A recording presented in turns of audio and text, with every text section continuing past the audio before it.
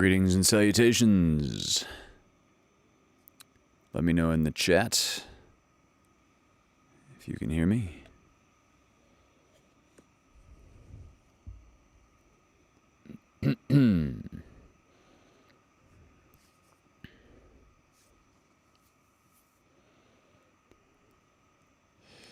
Yes, Christopher Farron, I would say that is a safe term. And by the way, happy birthday yesterday.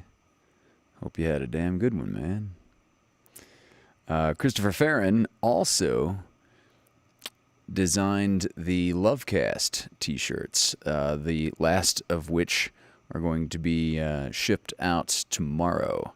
So if you are waiting for a Lovecast t-shirt via UPS, it will be coming to you presently. Let's see, who is here? Who else is here? Blonde Adventurer, Meg Sampson, first one to log in. Hello, Christina Beelan. Roberta Acuna. Eve Clark, setting her alarms to tune in from the UK. Angelica Bolschweiler, hello. And if Fred is watching with you, hey, Fred. Let's see. David Benjamin, happy to aid in your shameless plug. David is doing a Panano Man show Wednesday the 18th. So that's next Wednesday at either 7:30 or 8, depending on whether you believe the slide shown in Amanda's show, right?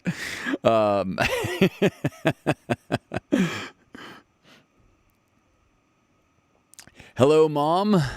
Logged in as Pearly Kitty. Eve, I can't believe you are here yet again either, and I am extraordinarily grateful. And Eve asked a question that I'm not going to answer. It's not that it's of a personal nature, but she private messaged me a question that I apologize I have not gotten back to you in a...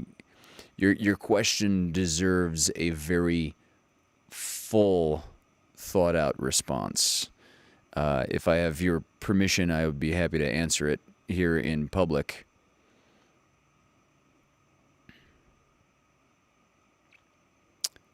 Hello, Mitch.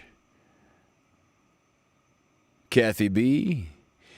Speaking of questions, we're going to be doing a new segment on Fireside Tales.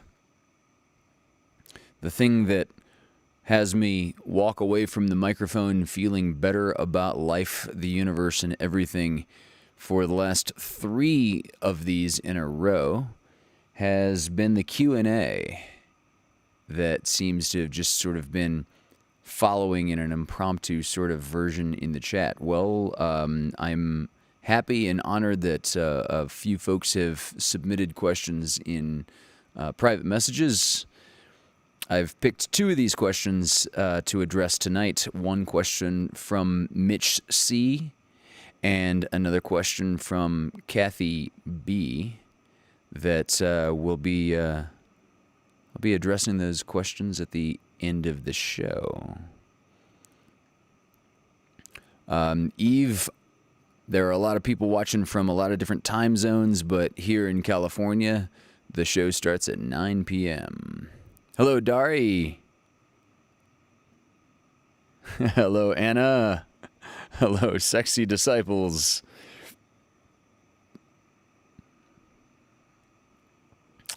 David already being funny. Your time zone is mean. Yes. So, obviously, the whole concept of time zones was invented by cartographers, map makers, who were operating out of Great Britain. And so Greenwich Mean Time is what you call 0.0. Everybody here, everybody on the globe adjusts their time plus or minus this British time zone of GMT.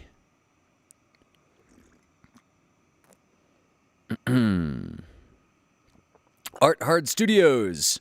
That would be Brandon. Dude, I've been watching your D&D games on YouTube. Excuse me, on Twitch. Thank you. Wrong platform. Regardless, I've been watching your stuff, and it is hysterical, insightful, hilarious, and imaginative. Brother, I salute you. Keep doing what you do, man. That's just fucking cool.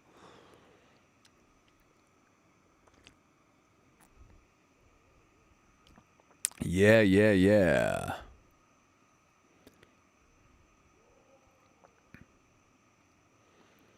So, yeah, Kathy, you're hooked, Eve. Your biorhythm is now in tune with ours. Yes. Your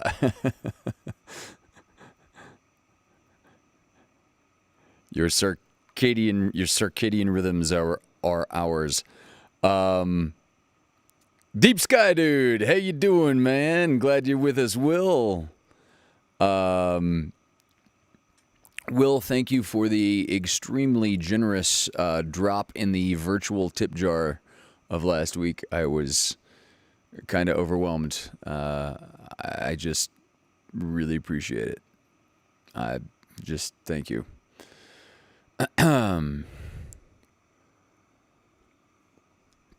Oh, in aviation. Will, are you a pilot, or do you say in aviation because that relates to astronomy? I did not know that you were a flyer of the non-drug induced type. Olive wants to know more about Alcott. That is I've corrected the thumbnail that was supposed to go out with this particular cast, and YouTube is just behind by a good 10 hours or so.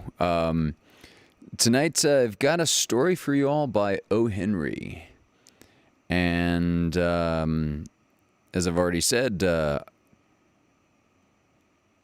2 questions I'll be addressing.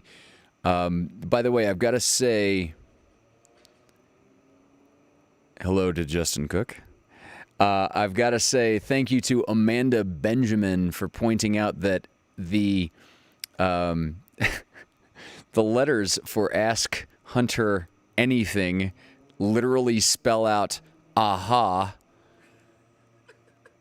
Thank you very much. I'm just gonna keep that for the rest of my life, and that is definitely going to apply to this particular show.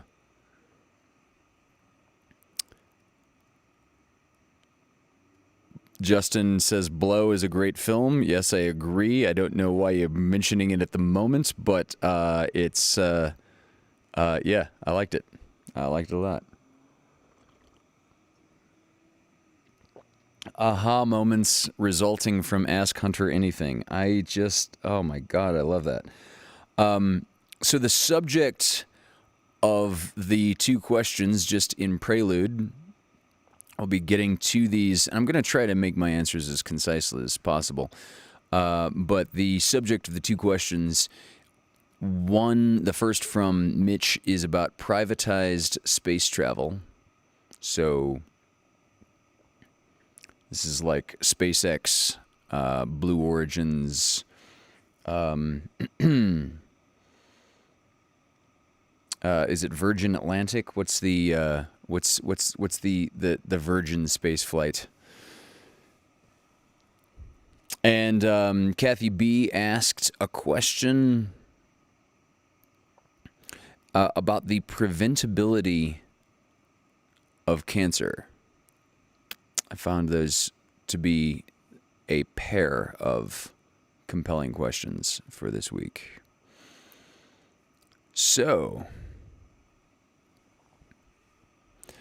a couple of definitions of terms before Virgin Galactic, thank you. That makes so much more sense than Virgin Atlantic. That just was not clicking for me. Virgin Galactic. Will is a very useful fellow. To paraphrase a doctor friend of mine who was describing the neuropsych guru Sam Harris.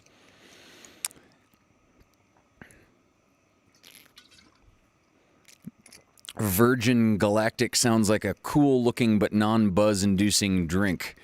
Yeah, it's because it kind of sounds like the Pan-Galactic Gargle Blaster from Hitchhiker's Guide. However, the Pan-Galactic Gargle Blaster includes not only how to drink it, the best company to drink it in, but also the rehab facilities to engage the services of after you've had one, all according to the Hitchhiker's Guide to the Galaxy. Your mission, David, should you choose to accept it, is to invent one. Yes, indeed. So, I'm going to try something new this week in small adjustments. I'm going to try to do without the paper in my hands and move to a format that more closely resembles a teleprompter. Let's see if it works. Still just using my screen, and I'm already getting it right. Glass is half full here. All right. Yeah, let's do this thing. Okay, so I said I was going to define a couple of terms. Tonight's selected short story by O. Henry is called Mammon and the Archer. So what you need to know going in is that Mammon, M-A-M-M-O-N, Mammon is the god of material wealth and greed. The Archer, this is a simple one, that's just Cupid. You know, the little fat angel character that, like, shoots people with arrows of love. That's the Archer.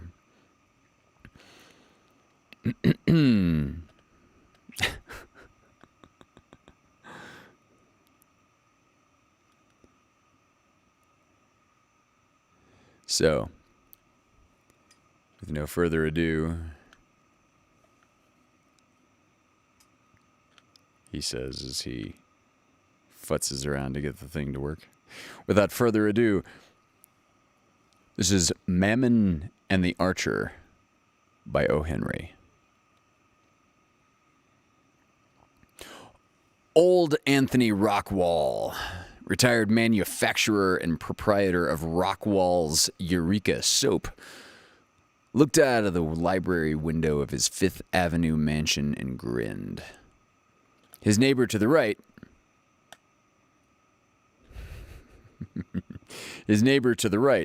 the aristocratic clubman G. Van Schroylite Suffolk Jones, came out to his waiting motor car, wrinkling a scornful nostril as usual at the Italian Renaissance sculpture of the Soap Palace's front elevation. "Stuck-up old statuette of nothing doing nothing," commented the ex-Soap King. "The Eden Muse will..." Oh dear.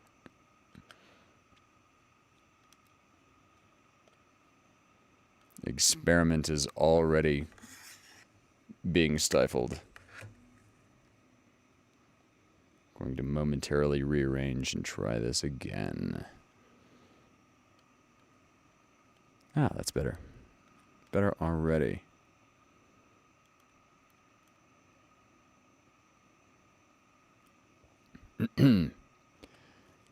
False start because I lost the flow. Let's just try it again. Mammon and the Archer by O. Henry. Old Anthony Rockwall, retired manufacturer and proprietor of Rockwall's Eureka Soap, looked out the library window of his Fifth Avenue mansion and grinned. His neighbor to the right, The aristocratic clubman G. Van Schweilit Suffolk Jones came out of his waiting motorcar, wrinkling a scornful nostril as usual at the Italian Renaissance sculpture of the Soap Palace's front elevation. "Stuck-up old statuette of nothing doing," commented the ex-soap king. "The Eden Muse will get rid of that old frozen nesselrod. Yet, if he don't watch out. I'll have this house painted red, white, and blue next summer and see if that'll make his Dutch nose turn up any higher." Then Anthony Rockwall, who never cared for servant-ringing bells, went to the door of his library and shouted, "Mike!" in the same voice that had once chipped off pieces of the sky on the Kansas prairies. "Tell my son," said Anthony to the answering menial, "to come in here before he leaves the house." When young Rockwall entered the library, the old man laid aside his newspaper, looked at him with a kindly grimace on his big, smooth, ruddy countenance, rumpled his mop of white hair with one hand, and rattled the keys in his pocket with the other. "Richard," said Anthony Rockwall, "what do you pay for the soap that you use?" Richard, only 6 months home from college, was startled just a little. He had not taken the measure of this sire of his, who was as full of unexpectedness as a girl at her first party. $6 a dozen, I think, Dad." "In your clothes?" "I suppose about $60 as a rule." "You're a gentleman," said Anthony decidedly. "I've heard of these young bloods spending $24 a dozen for soap and going over the 100 mark for clothes. You got as much money to waste as any of them, and yet you stick to what's decent and moderate. Now, I use the old Eureka not only for sentiment, but it's the purest soap ever made. Whenever you pay more than 10 cents a cake for soap, you buy bad perfumes and labels, but for 50 cents is doing pretty well for a young man in your generation, position, and condition. As I said, you're a gentleman. They say it takes 3 generations to make one. They're off. Money'll do it as slick as soap grease. It's made you one. By hokey, it's almost made one of me. I'm nearly as impolite and disagreeable and ill-mannered as these 2 old knickerbocker gents on each side of me that can't get enough sleep at nights 'cause I bought in between 'em. There's some things that money can't accomplish, remarked young Rockwall, with a rather gloomy reflection. Now, don't say that, said old Anthony, shocked. I bet my money on money every time. I've been through the encyclopedia down to Y looking for something you can't buy with it. I expect to take up the appendix next week. I'm in for money against the field. Tell me something money won't buy, I dare you. Well, for one thing, answered Richard, rankling just a little, it won't buy into the exclusive circles of society. Oh, won't it? Thundered the champion of the root of all evil. You tell me where your exclusive circles would be if the first Astor hadn't had the money to pay for his steerage passage over. Richard sighed as though his point had been completely missed. And that's what I'm coming to, said the old man, less boisterously. That's why I asked you to come in. There's something going wrong with you, boy. I've been noticing it for 2 weeks. Out with it! I guess I could lay my hands on 11 millions within 24 hours besides the real estate. If it's your liver, there's the Rambler down in the bay, cold and ready to steam down to the Bahamas in 2 days. Not a bad guess, Dad. You haven't missed it by very far. Ah, said Anthony keenly. What's her name? Richard began to walk up and down the library floor. There was enough comradeship and sympathy in this crude old father of his to draw his confidence. "Why don't you just ask her?" said old Anthony. "She'll jump at you. You got the money and the looks. You're a decent boy. Your hands are clean. You got no Eureka soap on them. You've been to college, but I bet she'll overlook that."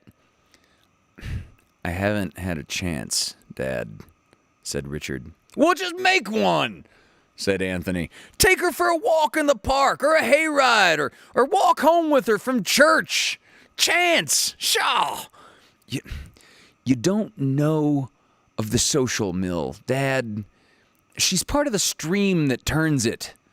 Every hour and minute of her time is arranged for days in advance. I must have that girl, Dad, or this town is a blackjack swamp forevermore. And I can't write it. I can't do that." "Tut," said the old man. "You mean to tell me with all the money I've got, you can't get an hour or two of a girl's time for yourself?" "I've put it off too late. She's going to sail for Europe at noon, day after tomorrow, and she's leaving for a 2-year stay. I'm seeing her alone tomorrow evening for a few minutes. She's at Larchmont now at her aunt's, and I can't even go there. I'm not allowed to meet her with a cab at the Grand Central Station tomorrow evening at the 8:30 train. We drive down to Broadway to Wallach's at a gallop where her mother and a box party will be waiting for us in the lobby. Do you think she would listen to a declaration from me during that 6 or maybe 8 minutes under those circumstances? No. And what chance would I have in the theater or afterward? None. No, Dad, this is one tangle that your money cannot unravel. We can't buy 1 minute of time with cash. If we could, the rich people would live longer. There's no hope of getting a talk with Miss Lantry before she sails. Zero." "All right, Richard, my boy," said old Anthony, growing cheerful. "You may run along down to your club now. I'm glad it ain't your liver. But don't forget to burn a few punk incense sticks in the Chinese temple to the great god Mazuma from time to time. You say money won't buy time? Course, you can't order eternity wrapped up and delivered at your residence for a price, but I've seen Father Time get pretty bad stone bruises on his heels when he walked through the gold diggings."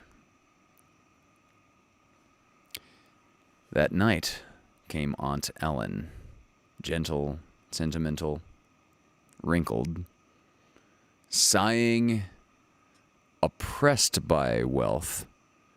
She came in to her brother Anthony at his evening paper and began discourse on the subject of lovers' woes. "He told me all about it," said brother Anthony, yawning. "I told him my bank account was at his service, and then he began to knock money. Said money couldn't help. Said the rules of society couldn't be bucked for a yard by a team of 10 millionaires. "Oh, Anthony," sighed Aunt Ellen, I wish you would not think so much of money. Wealth is nothing where true affection is concerned. Love is all powerful. If he only had spoken earlier, she could not have refused our Richard, but now I fear it's too late. He will have no opportunity to address her. All your gold cannot bring happiness to your son." At 8 o'clock the next evening, Aunt Ellen took a quaint old gold ring from a moth-eaten case and gave it to Richard. "Wear it tonight, nephew," she begged. "Your mother gave it to me." Good luck in love, she said it brought. She asked me to give it to you when you had found the one that you would love. Young Rockwell took the ring reverently and tried it on his smallest finger. It slipped as far as the second joint and stopped. He took it off and stuffed it into his vest pocket after the manner of man. And then he phoned for his cab. At the station, he captured Miss Lantry out of the gadding mob at 8:32. We mustn't keep Mama and the others waiting, said she. To Wallach's Theater, as fast as you can drive, said Richard loyally. They whirled up 42nd to Broadway, and then down to the white-starred lane that leads from the soft meadows of sunset to the rocky hills of morning. At 34th Street, young Richard quickly thrust up the trap and ordered the cabman to stop. I've dropped a ring, he apologized as he climbed out. It was my mother's, and I'd hate to lose it, he apologized. I won't detain you for a minute. I did see where it fell. In less than a minute, he was back in the cab with the ring. But within that minute, a crosstown car had stopped directly in front of the cab. The cabman tried to pass to the left, but a heavy express wagon cut him off. He tried the right, and he had to back away from a furniture van that had no business to be there whatsoever. He tried to back out, but he dropped his reins and swore dutifully he was blockaded in a tangled mess of vehicles and horses. One of those street blockades had occurred that sometimes tie up commerce and movement quite suddenly in the big city. Why don't you just drive on, said Miss Lantry impatiently. We'll be late.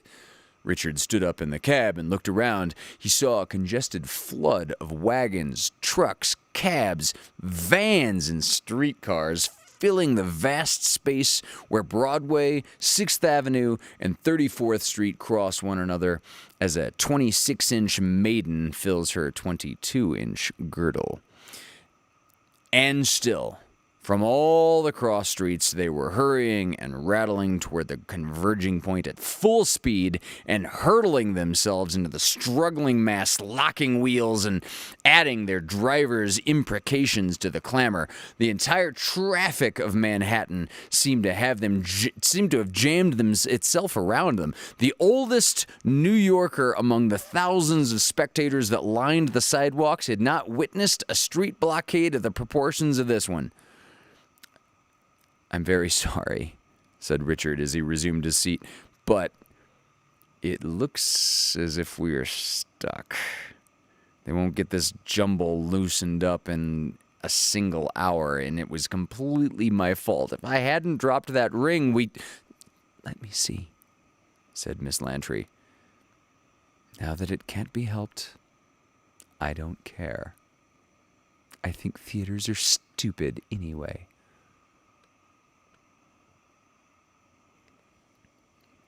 Much later,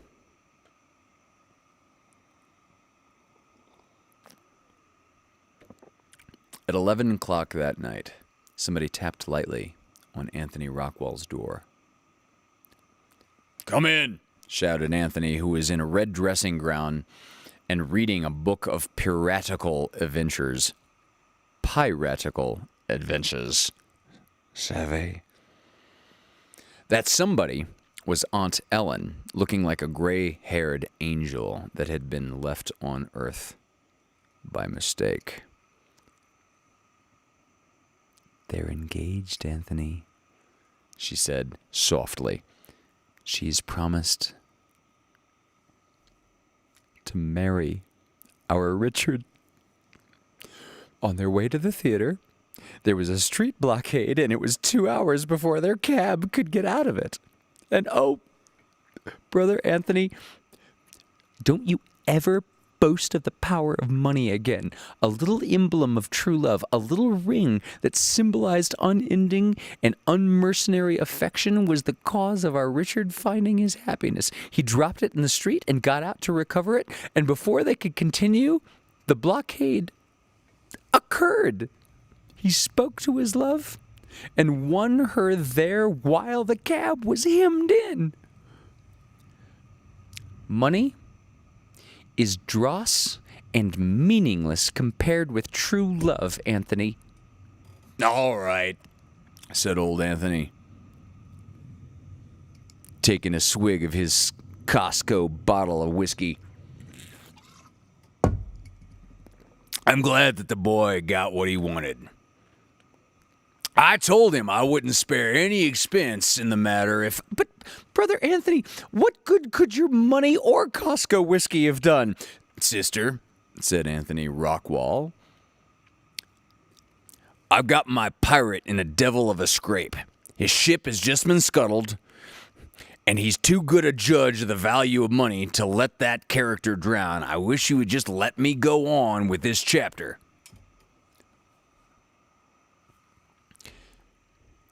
The story should end here. I wish it would as heartily as you who have been listening wish it did, but we must go on to the bottom of the well for substantiated truth.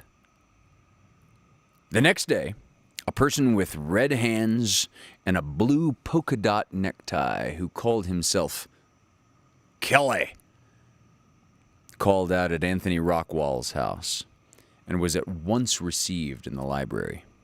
Well, said Anthony, reaching for his checkbook, it was good billing of soap. Let's see. You had, $5,000 in cash. Right, but I paid out 300 more of my own, said Kelly. I had to go a little above the estimate. I got the express wagons and the cabs mostly for $5 each, but the trucks and the two-horse teams mostly raised me to $10. The motormen, by contrast, they wanted $10, and some of the loaded teams, now those were the expensive blocks, they asked for $20. The cops struck me the hardest, however, $50. I paid two $50 each, but the rest I managed to talk down 20 and 25. But didn't it work beautiful, Mr. Rockwall? I'm glad William A. Brady wasn't onto the little outdoor vehicle mob scene. I wouldn't want William to break his heart with jealousy, and never had a rehearsal either. Ha! The boys was on time to the fraction of a second.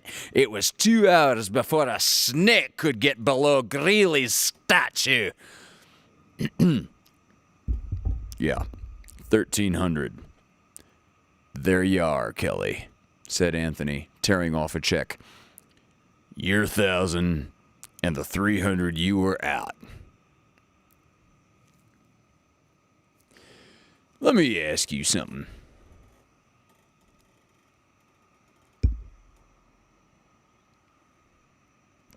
You don't despise money, do you, Kelly? Me? Said Kelly. I could lick the man that invented poverty, Anthony called out to Kelly when he was at the door.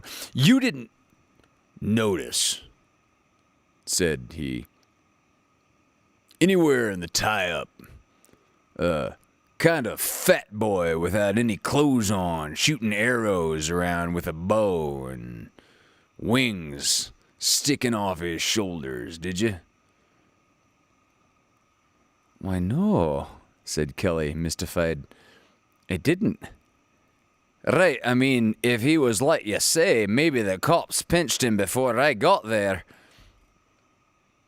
I thought the little rascal wouldn't be on hand, chuckled Anthony. Goodbye, Kelly.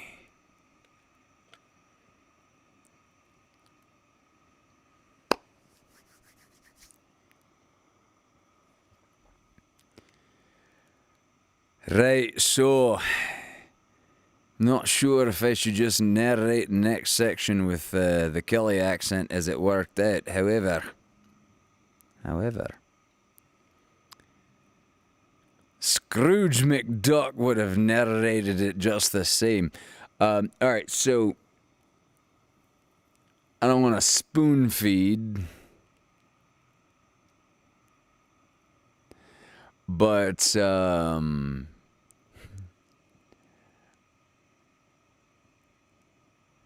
what I love about this is people who are right for the wrong reasons.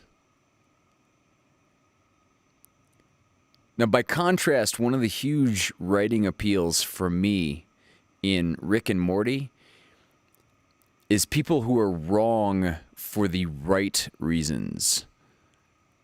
Frequently, Morty is absolutely wrong, but operating from the best intentions possible. And now here is a 30-minute plot contorting why he operated from the best moral position, but was absolutely definitively wrong in what he did. This is the exact...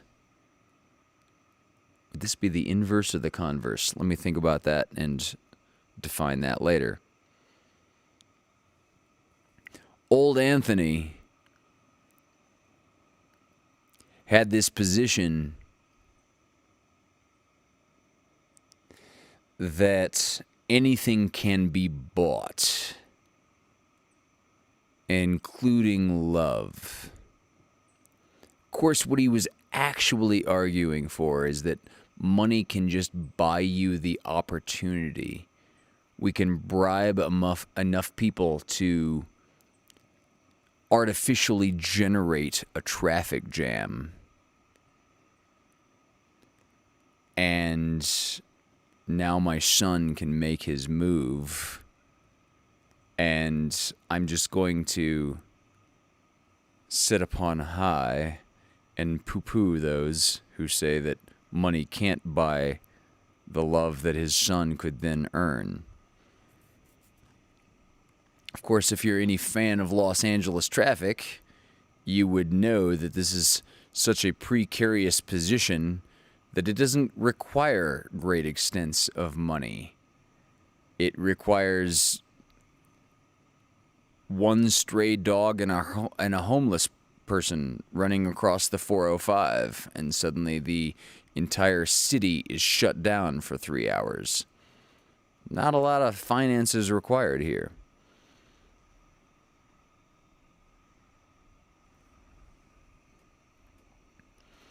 Suddenly I'm compelled to search back on the chat, although this might actually... The complexity of Los Angeles traffic and Kathy B's question of is cancer preventable may be convergent here.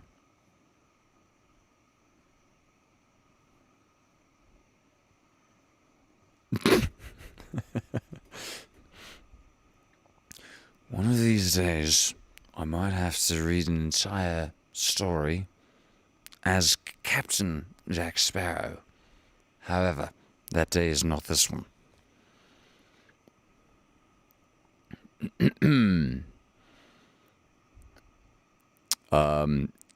No, of course, David Benjamin, that was my intentional anachronism. They did not have Costco back then, but I know that you are in on the joke.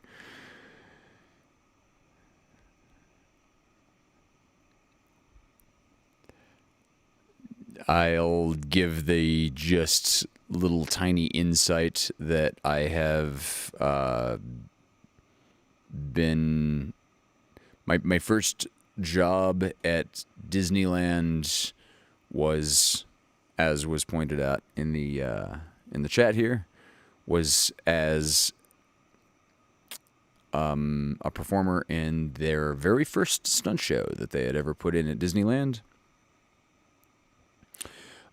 Which was a Pirates of the Caribbean stunt show. And they specifically hired me because I was a character actor who could do my own stunts, and that was the crossover of what they were trying to cast. And I doubled Johnny Depp in one major motion picture after that.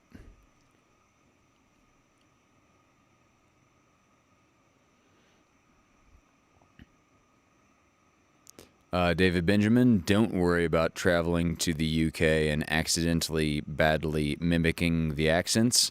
Madonna did a worse job and was not being accidental. Let's see.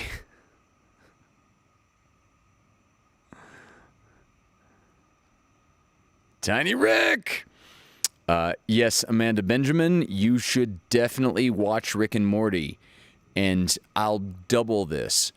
Watching Rick and Morty, you should watch Rick and Morty, and you should reach out for any of the sci-fi references made in that film that you don't understand. You will be amazed at how I expanded my personal literary horizons by watching The Simpsons for 20 years or something like that. It came out when I was a very small child for the first time. And I literally went through a literary reinvention of myself by actually reading everything Lisa Simpson ever referenced in book form. And that is by itself an extraordinary geek-specific, mind-expanding sort of approach that you should definitely take, all the way down to the fact that Ricks from other universes call our protagonist Rick C-137. All of this is backed up by contemporary physics. It is extraordinarily geek-tastic.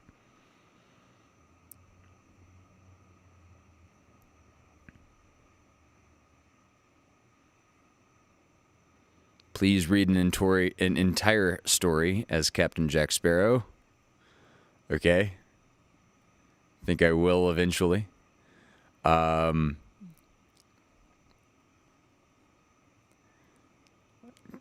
Catching up on the chat.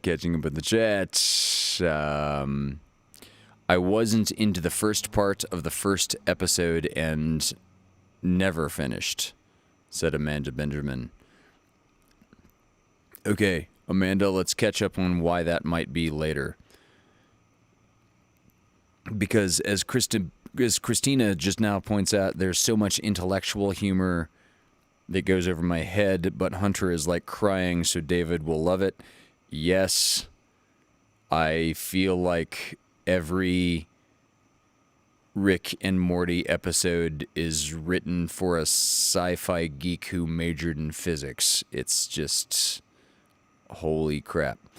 Okay, so Eve, I don't want to get off on the subject because I've heard extremely unanimous positive reviews on BoJack Horseman.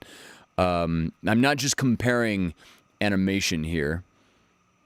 I just want to acknowledge I've been told BoJack Horseman is incredible. I've not watched it. I've also been told that it's extremely dark and that I'm not in a place that I should probably endeavor this particular animation yet.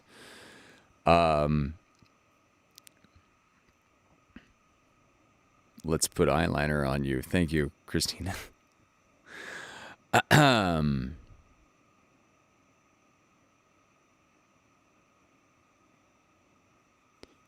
Already dresses like a pirate, so we're good on the wardrobe. Yeah, flannels are kind of a new thing for me, being up in the mountains where it's just cold up here sometimes.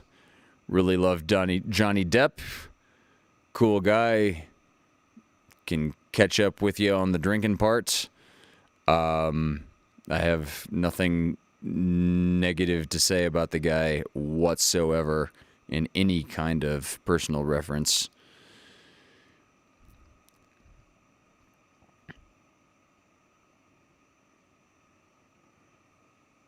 Tiny Rick. Okay, didn't think of much of the references in Rick and Morty, but I realized how much sci-fi media I consume and also how much I listen to my friends talk about science. Favorite. Emily Thatcher's brother's favorite show was The Simpsons. Oh, hell yeah. David, I see. So I'm like scrolling back to see what David's referring to. Oh, cesium? Question mark. I would really like to know what David's referring to about cesium. Cesium-137 is kind of important. No, I've never been to any of the D23 expos.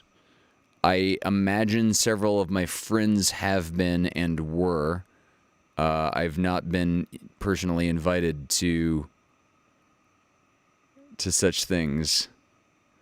I went through a weird relationship with Disneyland that at one point they were casting me as the Friday, Saturday lead guy in their stunt shows to the "this guy doesn't exist" difference in opinion of me. It was kind of weird.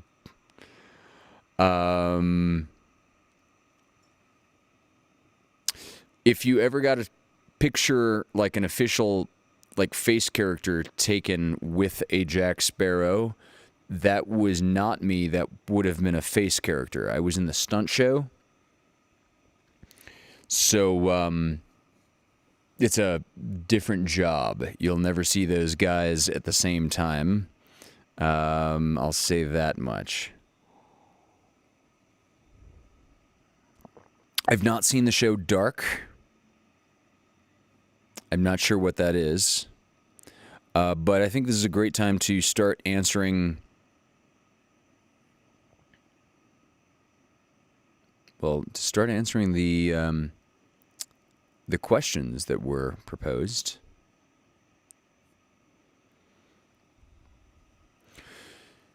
So, let's see, which one do I want to start with first here? Yeah, let's start the Q&A here, or the AHA, Ask Hunter Anything Aha time.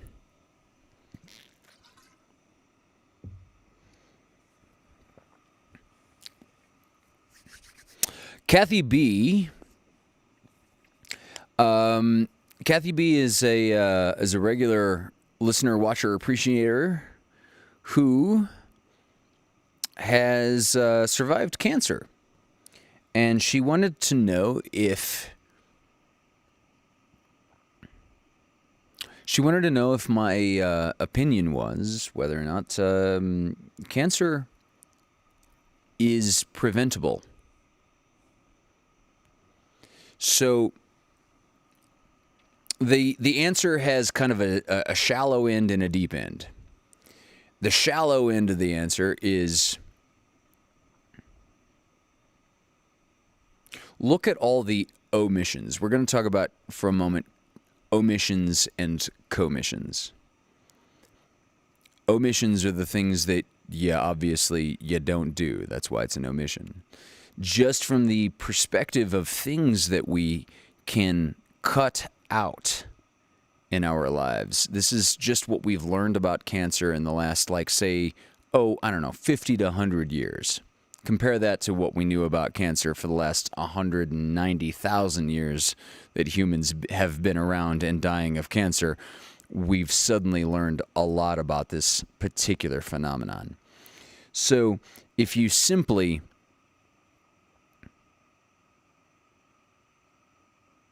breast cancer, gotcha.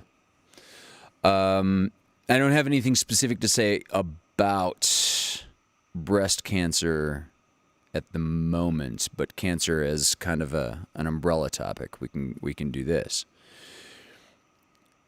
If you simply don't smoke, this would be an example of an omission. This is like a a broad whole cloth approach to how cancer is preventable. Yes, some small percentage of people, such as Andy Kaufman, will still get lung cancer even though they've never smoked in their entire lives. You might still get mesothelioma even if you've never had an asbestos sandwich. But there are a few things that we can just simply avoid that absolutely make cancer, in some specific instances, entirely preventable.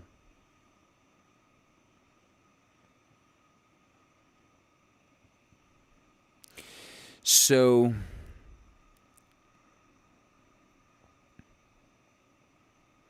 cancer is, of course, a very broad sort of thing. Possibly one of the most impactful questions that I've gotten to answer in private during this pandemic came from a guy who asked me, how can they come up with a vaccine for COVID so quickly, but after all this time cannot have come up with a cure for cancer? Is a vaccine real?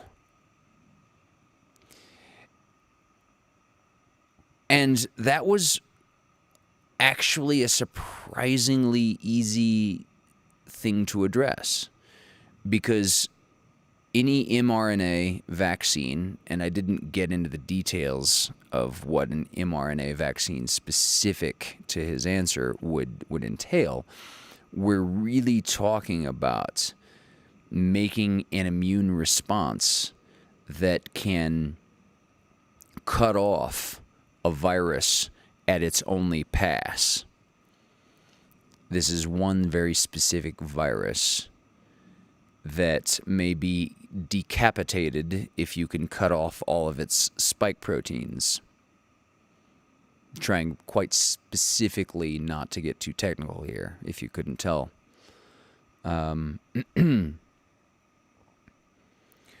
But there are thousands of different types of cancer. Cancer is more of an overarching umbrella term for what amounts to a copying error in your cells. So,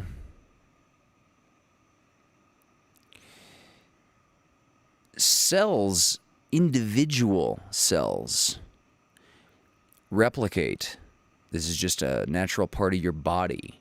Even when you're not growing, your cells are constantly replicating and replacing each other and themselves.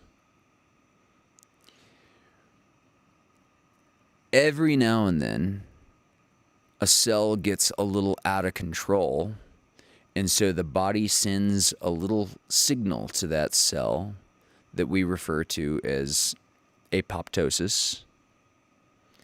And that is the programmed death of a particular cell. And so that cell will die so that the better health of the organism that it lives in, i.e. you, will keep on going. That's like the body recognizing that this one little cell has sort of gone off with too many copying errors in its replication.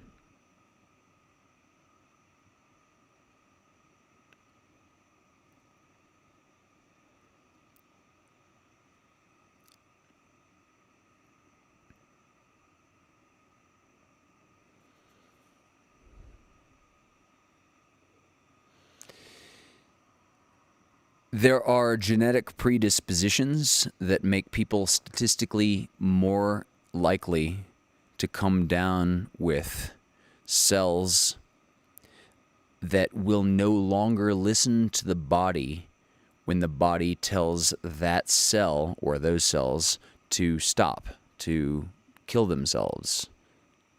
Apoptosis. There are genetic premarkers that will make some cells just sort of stop listening. And this is why, at the very beginning at least, breast cancer, prostate cancer, several cancers are more likely than not in some segments of the population.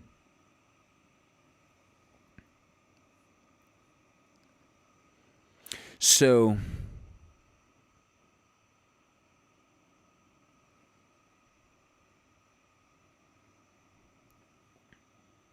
apoptosis is just the first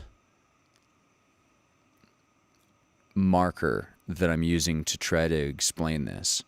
Apoptosis is, again, when a cell is told to die by the rest of the body, and there's a mutation in that cell where it didn't hear that signal, and it just keeps replicating, and it just keeps replicating, and it just keeps replicating, and it just keeps replicating, to the detriment of the other cells around it.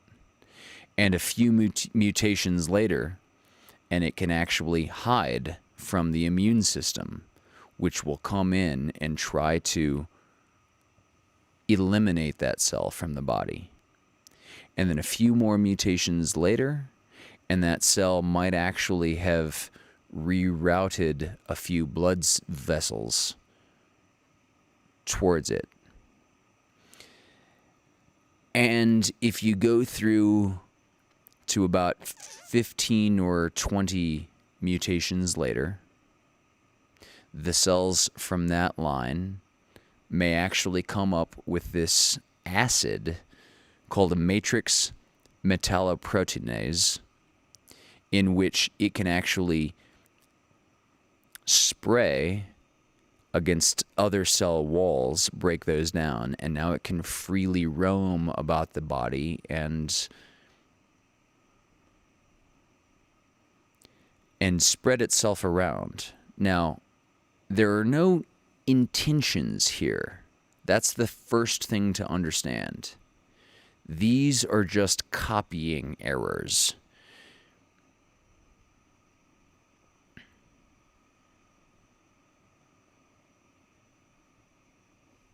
These are just copying errors that happen.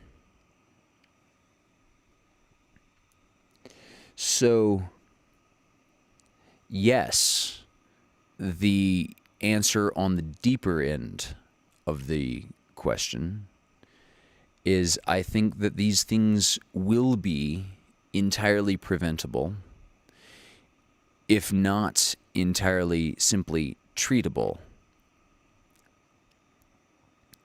There is a myth that is perpetuated since the 70s until about 5 to 3 years ago that sharks don't get cancer. And I'm just throwing this out as a little sidebar, that if you ever hear anything about sharks not getting cancer, don't listen to it. It's outdated science.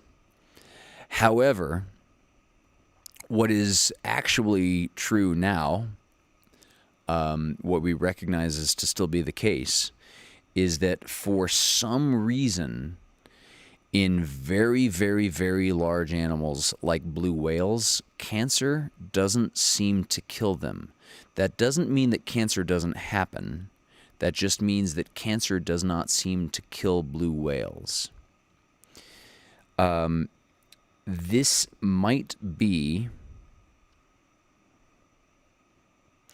because cells are kind of the same size. In mice, in humans, and in blue whales, all of us have about the same size cells. So these little genetic mistaken replications that might take over and make a tumor, this might take up a very large percentage of a mouse's body. This same tumor of the same size will take up a smaller percentage of a human's body, but still prove fatal to both of us. this same tumor in a whale's body, blue whale, may be completely ignorable. And blue whales might also have this other defense called a hypertumor. And in blue whales in particular, a hypertumor is sort of like another tumor that infects the original tumor. This name was literally brought about from studying parasites, where sometimes a parasite like a flea or a tick that might infect you might get a parasite itself. And then it might not be your immune system that fights off that parasite. It might literally be the parasite that infects that flea or tick that flea or tick succumbs to. And in blue whales, for example, a hypertumor might be one of the answers to why they don't die of cancer, because cancerous cells and tumors are inherently unstable. So the short answer, the roundabout thesis statement, is that no, I don't believe that cancer is some necessary element of existence. Cancer is the result of cells replicating and accidentally including a few replication errors. And on a long enough timeline,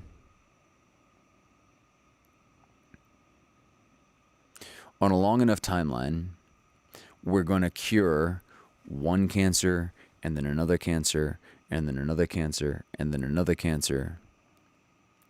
It'll probably be more like a knife sharpening, where there's not at some point that we just have cured all cancers, but it's like we've cured enough of them, if you follow the analogy of the knife sharpening, that it may be the case of our great-grandchildren where they hear of a couple of people dying of cancer every now and then. It's a little similar in this respect to curing racism in the United States. Will we ever come to a complete zero point where this is absolutely not a problem? Maybe not. But I bet we'll get it against the wall enough where it is a diminishing problem to the point that it doesn't really bother us as a species.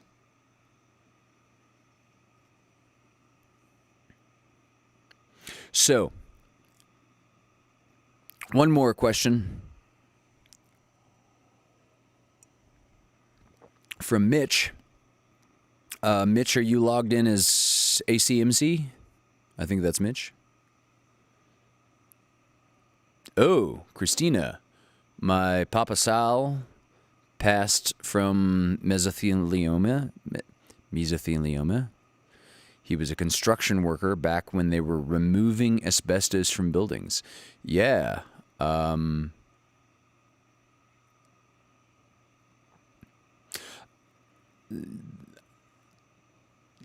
As asbestos is eliminated from our environment, so will mesothelioma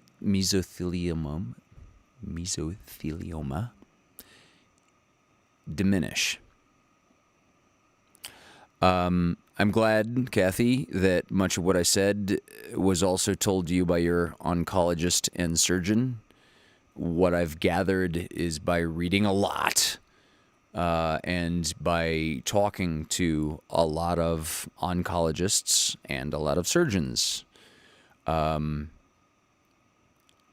I'm ever wrong in any of these overarching sorts of answers, I want to know.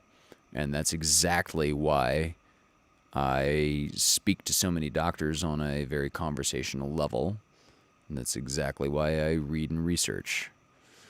Okay, so Mitch wants to know,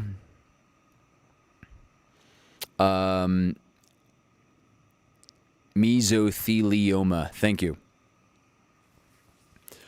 That's the whiskey.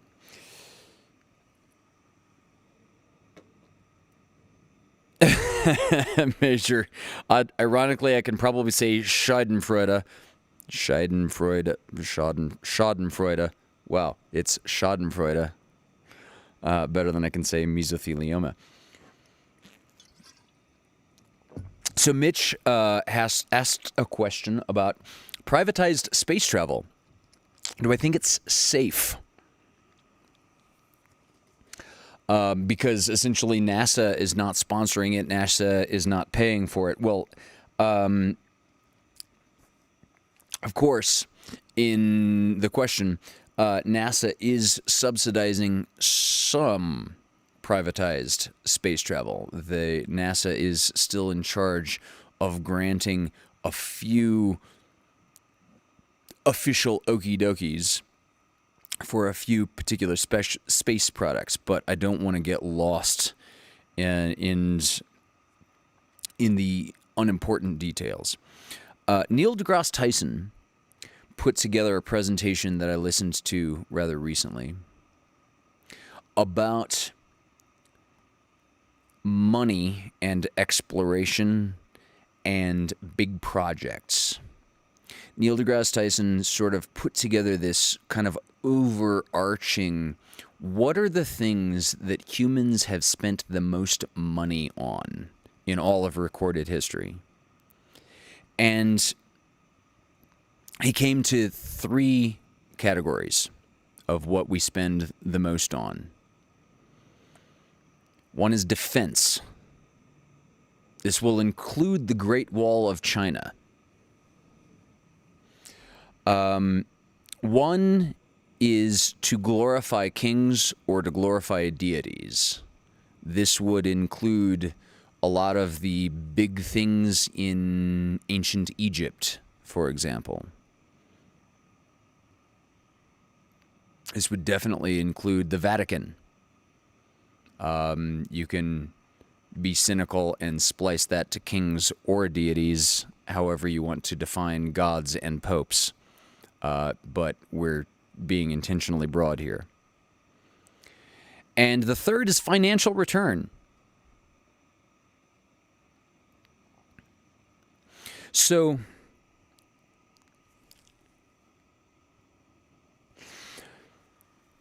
when Christopher Columbus set sail, he definitely had the willpower. He definitely had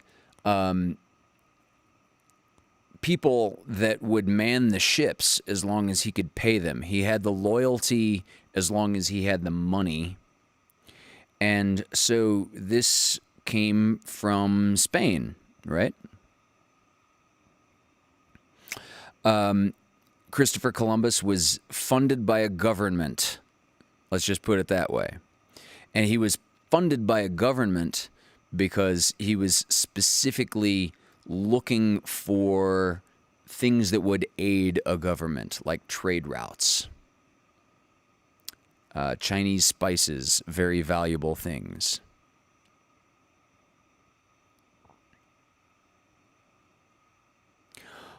Unfortunately, curiosity is specifically omitted from our 3 categories. Our 3 categories, one more time, are defense, the glorification of kings or deities, or of just like personal megalomaniacs that are just like, I'm going to put my face on a statue. Let's just like put that in that same category. And the third category is financial return. So Christopher Columbus was financed not for exploration's sake. Christopher Columbus was financed because of specifically financial return. When the United States put the Apollo missions up, when the United States put a man on the moon, this was again emphatically not because of human curiosity. You should know this if you don't already, and if this is the one thing that I can send you away from tonight's Fireside Tales understanding, I will be happy with that mission accomplished. Russia was beating our asses at every aspect of space exploration through the 50s and through all the 60s. They were the first to put an object in space. They were the first to land an object on the moon. They were the first to put a living creature in space, a dog named Laika. Russia was kicking our asses up one side and down the other. And we were in this Cold War head-to-head conflict that Carl Sagan compared to, imagine two men standing hip deep in gasoline and counting how many matches they had. So we were up against the Soviet Union in the nuclear arms race. And then the Soviet Union did something that was like, holy crap, we can't come back from this. They launched Sputnik. Now, Sputnik was just a satellite that went around the Earth and went around the Earth and went around the Earth, just going beep, beep, beep, beep, beep, beep, beep. Okay? That's all it did. However, this radio transponder within inside this satellite was inside a nuclear warhead. Like, whatever you put inside this capsule, it could be a transponder that just goes beep, or it could be an atomic bomb. And here's what was understood by all the superpowers at the time. What we can put into space, we can put down at any point on the Earth that we choose. So suddenly where your guns are and where your defenses are don't matter at all. And going back to Carl Sagan's reference to we're all standing hip deep or knee deep in gasoline and counting our matches, the United States said we got to beat them in some way. And as it was, the United States happened to win in being the first superpower to put human beings on the moon. That was extremely important as a technological gesture because it seemed to suggest that we, who had already dropped the only atomic bombs ever used in human warfare, we dropped 2 of them on Japan. And by the way, we had promised the Emperor of Japan that there's a 3rd and a 4th and a 5th one coming if you don't just secede out of this war now. We dropped 1 in Hiroshima and 1 in Nagasaki, and then we promised a 3rd. And that's when the Emperor of Japan said, okay, done. And we are so done, we're going to actually retire all of our military efforts altogether. Completely. That's how important that victory was. And similarly, that's how important Kennedy viewed our winning this space race would be to the entire future of democracy and humanity. So, Russia beat us to every small point in the space race, but we were the first to actually put humans successfully on the face of the moon. So,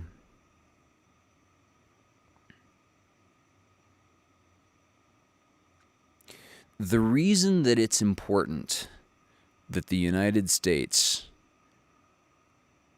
should outcompete China from a humanitarian level is this.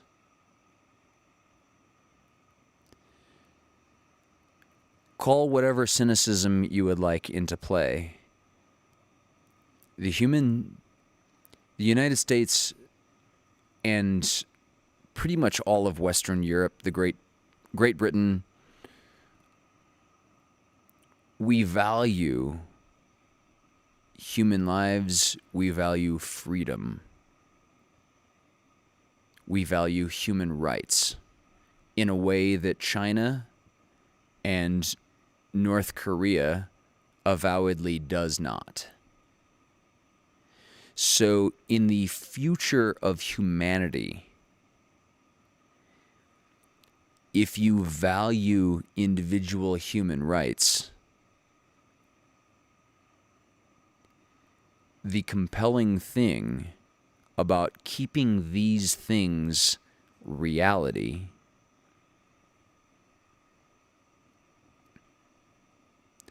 unfortunately go hand in hand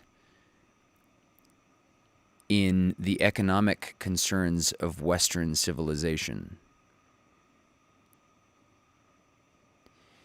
If China becomes the world dominant single superpower, human rights fade into the background of history and are maybe eliminated from history as even being a concept.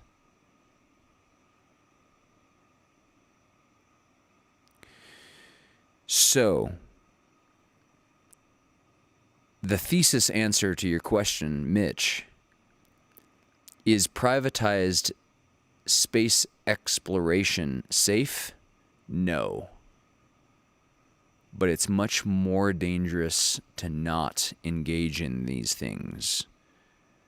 Because if Western companies don't engage in these things, other forces that will absolutely dominate humanity will continue to engage in these things.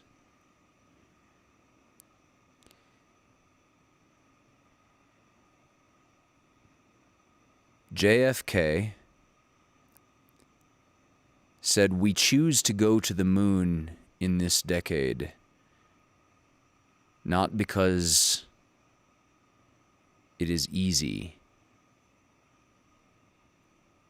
but because it is hard, because that goal will serve to organize and measure the best of our energies and skills, because that challenge is one that we are willing to accept, one that we are unwilling to postpone, and one which we intend to win."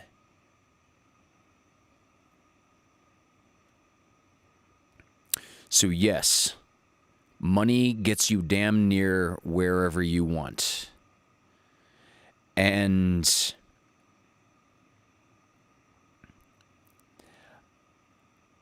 I will put one more qualification into this answer. Human curiosity is not what put human feet on the moon to begin with. It was defense.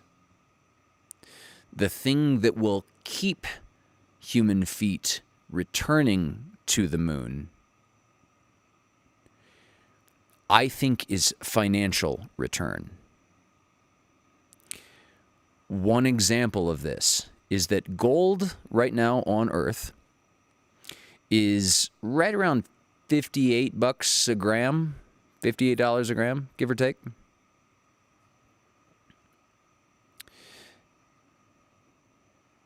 There's something called helium-3 that if we ever get nuclear fusion worked out as a source of energy, helium-3 is going to be even more valuable than it is now. But right now, helium-3, because of the extraordinary resources that it takes to mine on Earth, helium-3 is worth about $1,400 per gram. So take your gold and multiply it by about 3, and that's the volume of helium-3. Now, on Earth, there's very little helium-3. The sun is constantly throwing it out. And the Earth's atmosphere keeps most of that helium-3 from actually getting to the Earth and compiling here. So helium-3 is extremely rare on Earth. However, on the moon, helium-3 has been compounding for about 4.5 billion years. So there's a lot of that up there. And again, $1,400 per gram. That is so much financial incentive that China has a moon rover up there looking for helium-3 right now. Russia has an element of its space program planned to put things on the moon to search for helium-3. The United States, we got Elon Musk. We got Jeff Bezos, which, you know, Jeff Bezos looks like the sort of guy who could kill Superman if he really puts his mind to it. So my bottom line here is that in the future of energy, when fossil fuels are a thing that people 100 years from now laugh at, that we still fought wars over in our lifetimes,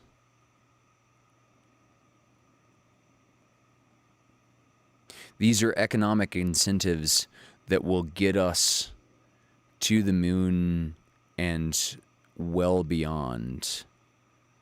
Unfortunately, not for the noble cause of space exploration, and sure as shit not because it was safe, but because it was more dangerous not to do so. And if we don't do it, our progeny, our offspring, will not be around to talk about us in retrospect at all.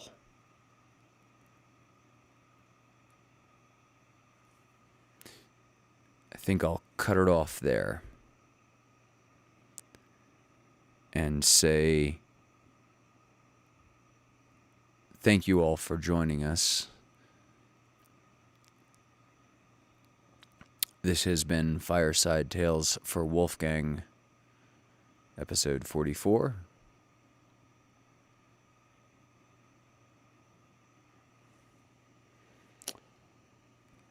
If you have Ask Hunter Anything questions, please submit them via private message. And I would love to answer as many as I feel capable of coming up with an interesting answer for.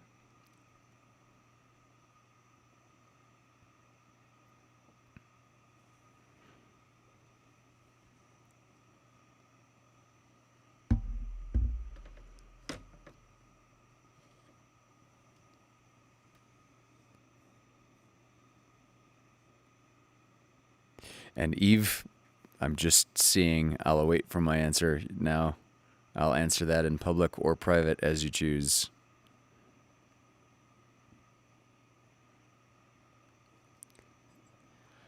We will see you again on Thursday on the Vaudacity Network. Thursday at 6 o'clock Pacific time for the next Lovecast. We're approaching 70.